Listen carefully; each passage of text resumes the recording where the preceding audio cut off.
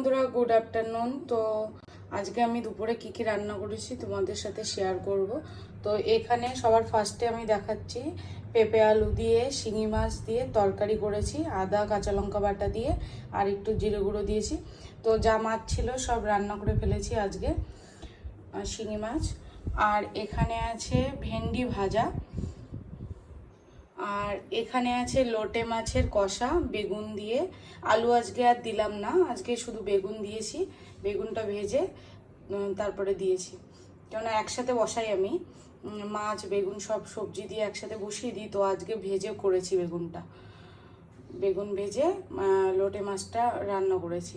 তো এর ভিতর দিয়েছি আদা কাঁচা লঙ্কা বাটা, রসুন বাটা, আর দিয়েছি হচ্ছে কালো জিরে ফোড়ন, ধনে পাতা, টমেটো, পেঁয়াজ এইসব দিয়ে রান্না করেছি লোটে মাছটা।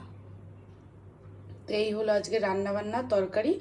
আর এখানে আছে ভাত, এই যে, ব্যাস, আর কিছু না, এই কটাই আমি রান্না করেছি। তো কেমন হয়েছে বন্ধুরা কমেন্ট করে অবশ্যই বলো। দেখো, এইটা খেতে না হেভি টেস্টি লাগে লোটে মাছ, যারা যারা খাওনি খেয়ে দেখবে।